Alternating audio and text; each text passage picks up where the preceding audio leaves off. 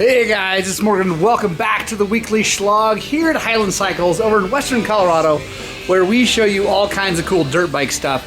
And I want to start this week's Shlog with a small tour of Zach Sheets' Angry Zach, his new zone over here. He loves it when we get him on camera. Look how happy he is. It's definitely not finished, but it's so much better. So he used to be over here in his hole where he belonged. But now that he's all trained up with TVT, we had to open up a bigger space. So he's got his lifts here. We got the teardown area. Bruce Kennedy gave me a hard time about grinding over here near his suspension world. Well, Bruce, this is the teardown area. So yes, there's a little grinder over here. He uses it a lot in doing suspension because we have to grind the tips off of shafts of shocks and things like that that are peened over. Anyway, whatever. So, teardown area. He's obviously working on something super awesome over here. Oh, putting a top end in this Xr650. Then he's got his mess of tools here. Not really a mess. He's got his toolboxes there. Then, this is going to be the clean area. And, ooh, look, he modified that so he can put different fork tubes and things and hang them all there and let them drain. Then this is his clean area where he's going to be building suspension a long way from the grinder, Bruce. So it's a long way. This is going to stay nice and clean. We rearranged this. We got all our bolts and jets up there, miscellaneous bolts, organized bolts, blah, blah, blah. Doug Summerfield, this is your stuff. Oh, guys, I got to show you something. Actually, let's do the intro real fast.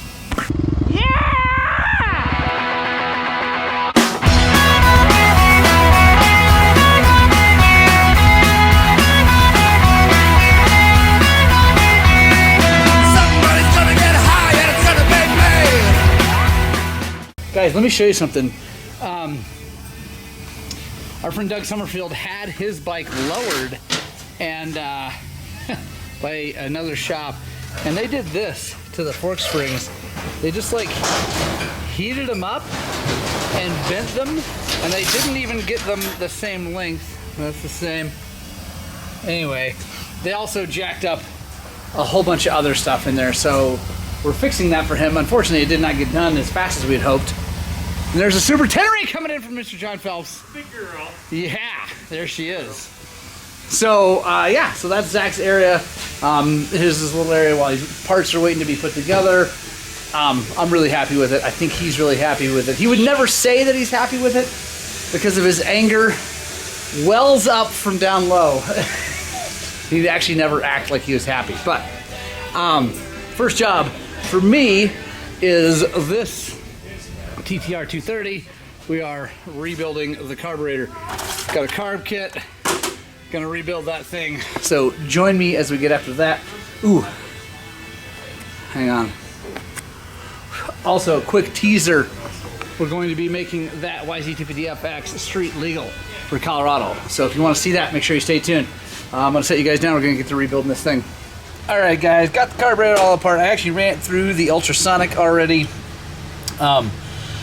We got everything out of it, chokes out of it, everything, got the air cut valve, all that stuff. So, now we're gonna go through, and one of the big things, guys, if you're cleaning carburetors, you really wanna take some compressed air and blow through every passage. Because even if you have an ultrasonic and you clean it, or you use brake cleaner, whatever, any kind of chemical, you really want to go back and blow air through everything and make sure you get it nice and clean. So this has got some old residue of the old gasket on there, so we're gonna get that all cleaned off. These little gasket scrapers are pretty sweet for that. They have a nice angle, and they're sharp enough that they can get that gasket material off of there, or I guess it's really O-ring material on this.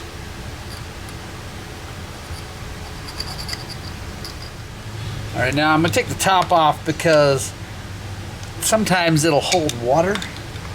We don't want that in there when we go to fire this thing up.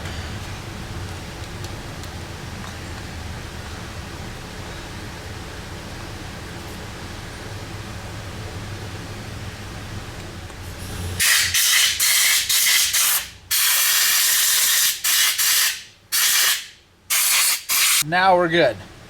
Now, let me just show you some of these parts, guys. They're disgusting. Let's see. There's the needle and seat. You can see the needle, if it'll focus. There, come on, focus. There we go. That is disgusting. That was never going to seal. And the seat, the O-ring is all flat and gnarly anyway. So, fortunately, our kit comes with all that. It's an All Balls kit. I don't support everything that All Balls makes, but these carburetor kits are actually pretty good.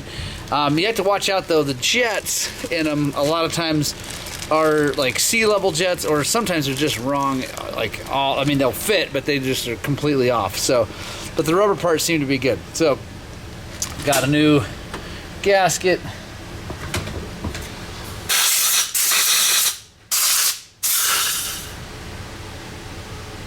I'm just going to take a little bit of suspension fluid actually that's over there, just to wet that O-ring down a little bit. So when it goes in, there we go. Now we're going to take the old screw. They don't give you a new one of these. You got to take the old screw that holds that in.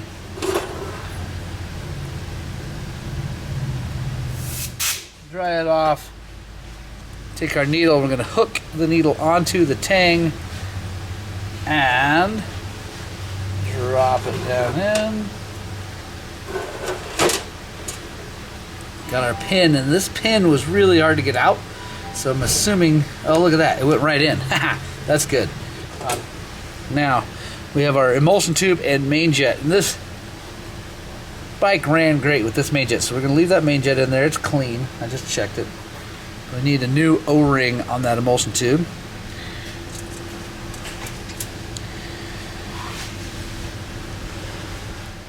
So on these emulsion tubes, guys, there's little tiny holes on the side here. You just want to make sure those are clear.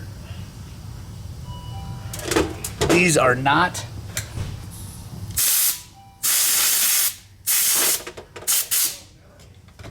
All right.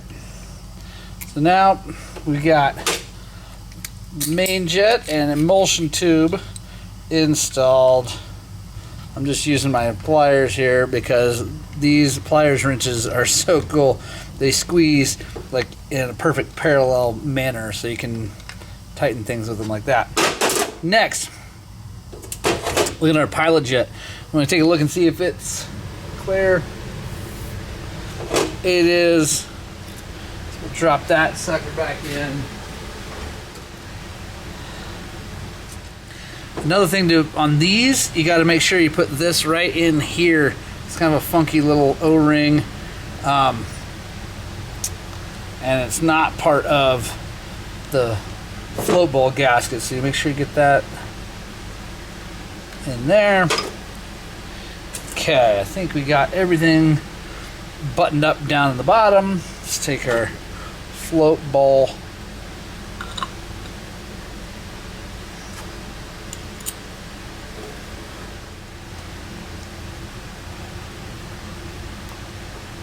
All right, next is our fuel screw. Comes with a new one, so we might as well just use that. And a new O-ring. This fuel screw is a little bit different. There's an O-ring up on the top. Not like the normal ones kind of have like a spring washer and O-ring that all go inside here first. This one just has a spring, goes on there, and then an O-ring on the shaft of the screw. And you guys, you got to drill this thing out. Like, it doesn't come where you can adjust it. There's a plug in here. I'm sorry I didn't show you taking that out. I kind of forgot. But there's a plug in here. You got to drill that sucker out so that you can adjust this. We'll go in, we'll come out. On these ones, I usually find that 2 out is a good starting place. There we go. All right. Next, we have our air cut valve. You want to make sure that this diaphragm is super clean and flexible and doesn't have any holes in it. So just take your time and inspect it. Now we're gonna put her in here.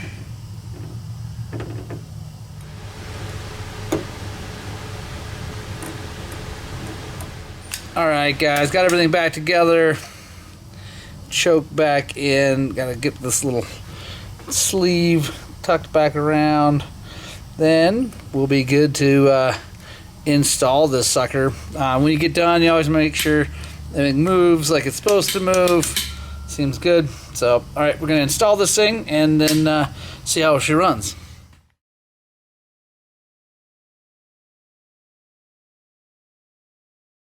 All right, guys. I didn't film this job because it's kind of a pain in the butt. And, I don't know. It's not all that interesting, but I want to show you what we just did to this wonderful snow bike. Zach built the snow bike a few weeks ago. Guy's been riding it. Zach put the PST engine jacket and all that. Everything's been great.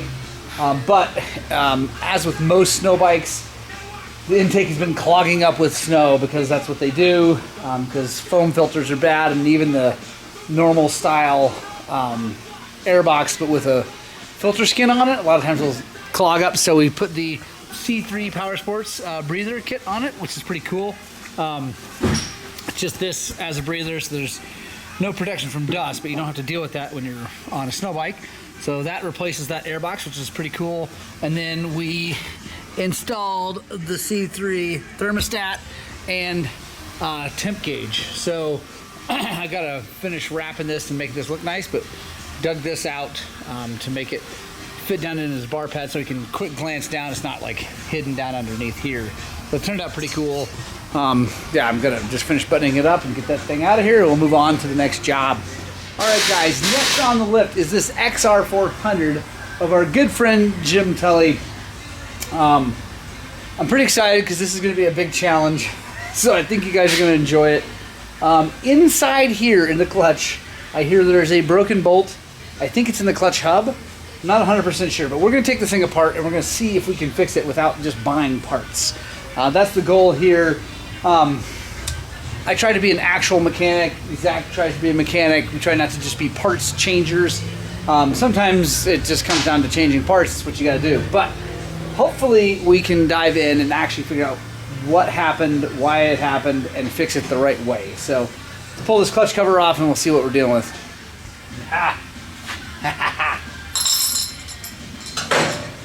All right.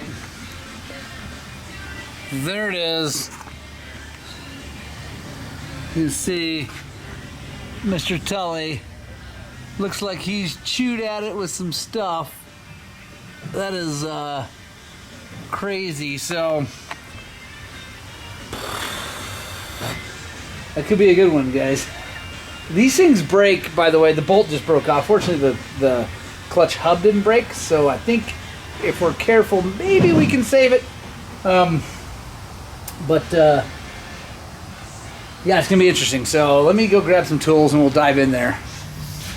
All right, guys. So the end of the bolt that I can see is, I don't even know. It's like super jacked up. I don't know if he tried gluing it. I think he did it. He tried to glue it. Anyway, I'm gonna take my die grinder with the burr on here and try to smooth that out, like make a dish, so I can then take a little small drill bit, drill into it, and then hopefully get this thing out. So I'll start by smoothing that out. So it looks, I don't know if you guys can see. So the hole's in there, the thing's not broken off in there, and there's some threads back in there. I'm thinking maybe just strip this out. Not 100% sure. I'm gonna call Jim real fast and just kind of double check. But if that's all it is, we can retap, or we can not retap, but put a helicoil in there and fix this thing. But it's interesting. Well, we'll dig in. All right, guys. I'm sorry I didn't film everything. It really was super uninteresting. I just that's the hole. I got a bolt for it. I got it working. I had to helicoil it. Basically, when the bolt broke off the last time, he tried to get it out, but he didn't drill it at a straight angle, so which is really hard to do. So anyway, it was a little bit off. So I ended up having to use this drill bit, which is just a little bit smaller than the hole. Be really careful and kind of angle it up and drill out the rest of the bolt. Obviously now the hole's too big, but that's okay. Then I helicoiled it, put it back in, we're all good to go. So there we go, on to the next job. Hey guys, next on the lift, because it's actually nothing on the lift. The next job for me is a set of Xr650r Forks. So I know there's a bunch of you Xr650r fans out there. The Big Red Pig clan is strong here on this channel. So if you guys are interested in that, make sure you stay tuned, subscribe to the channel, because I'm going to film this in depth here on the Shlog. It will just be the highlights. If, you know, whatever, anything comes up, I'll show you. But yeah, I'm going to film this in depth, and we're going to dive right in. So this is not what it looks like from the outside. The Xr650 forks look like just old school damper rod forks, but they're not. They're cartridge forks. They're just traditional setup. They're not upside down like the new ones. So this here is the mid valve. It's just like a modern style fork that's upside down. It's just right side up. So that's the mid valve, controls the rebound and some of the compression. And then we have here, this is the base valve, which has more to do with compression than it does anything else. Next on the lift for the Shlog here is my 300, because I am trying out some new tires from V-Moto. I'm going to be trying out the Bulldozer ST, which is this tire. This is the Force AT regular compound, 16.2 hours on it. Still really looks pretty good. I could flip it around and get sharp knobs going the right way, but I decided I really want to try this one out. They're a more traditional off-road looking tire. So we'll run that in a 110, 118 with the Platinum Nitro Mousse. It's the NM18305 on there. Here is what the Force AT looks like after 16.2 hours. Still looks really good, but I am going to take it off and put the Bulldozer ST, so I got matching tires. I'm really excited to try these tires out, guys. I'm not going to show you how I change them because you've seen me change lots of tires. But anyway, if you guys want to help support us and get a discount on tires, go to vmototires.com and use code Highland, H-I-G-H-L-A-N-D, to save some money on tires and get them delivered right to your door, no matter where you are. I really do like them a lot. Force ATs have been great. I can't say how I like the Bulldozers yet, but I think they're probably going to be pretty good. So yeah, anyway, on to the next job. All right, guys, next on the lift for the Shlog here is this KLX 450. We're doing fork seals. I'm shooting an in-depth video of that, so if you want to check that out, make sure you go search it out on our page. By the way, if you're ever wanting to see if I have a video of a specific thing that you're looking for, because, you know, I don't know, if you like our videos or you're looking for a specific, I don't know, let's say KTM top end or whatever. Anyway, what to do, the best way to do it and find our videos is in the Google search bar, type Highland Cycles, all one word, Highland Cycles, and then the thing that you're looking for. And it will bring up all the ones that we have if we have a video. Also, comment below if there's a video that we don't have that you'd really like to see, and I'll try to make sure that happens. Anyway, I'm gonna get after it and start taking this fork apart. We've got this, these plastic holders are really nice. Probably make one, but it's pretty nice. You're gonna push it down and get this underneath that nut right there. We take our 15mm wrench, go in here,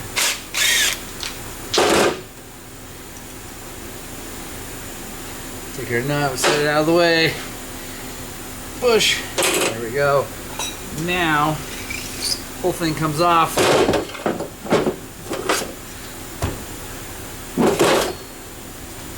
Spring off and out of the way. Flip her upside down. There we go. Just tap it a little bit. Damper adjuster rod comes out. Now we're ready to service the inner chamber. Take a couple of those bleed holes with your hands, and I know I'm not wearing my gloves and all, whatever. Anyway, I'm gonna take this, push it down, and there's gonna be a little, comes out. I got a pan down here. As we push that, we're looking for this rod to get pushed all the way out. If it doesn't, that means we got another seal inside here, this cartridge seal that we have to replace. We got it all cleaned up, but I did find, let me show you something here. There's little imperfection there. Might be what's causing that seal to leak. So, like always, I'm going to take some red Scotch-Brite and put a crosshatch back in this. But I'll show you how we deal with those too, those nicks. So, I'll do this. Alright, so still there. You can feel it with my fingernail. So, what we're going to do is I'm going to go grab some emery cloth. Alright, so we got some emery cloth. This is 600 grit. I'm going to take our thumb. We're just going to go side to side. I'm just going to keep feeling it. And you just want to make it to where you really can't feel it with your fingernail. You don't have to go crazy. And that should keep it from causing any problems. And that's really not a deep scratch, so it's going to be just fine.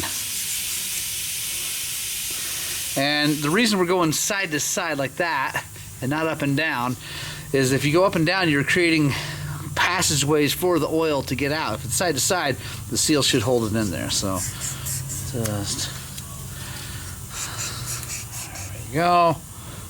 So that looks pretty good, and I really can't feel it. So as with all forks, guys, you want to get done, push on it a whole bunch, make sure it feels good, nice and smooth, clean it up, and we'll give it back to the customer.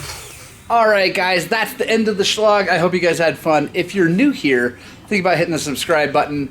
Maybe give us a thumbs up, share this with a friend, let everybody know what we're doing here. We're trying to spread the gospel of two wheels, and I desperately hope that what we're doing here at Highland Cycles is inspiring you guys to work on, but more importantly, get out and ride your dirt bikes!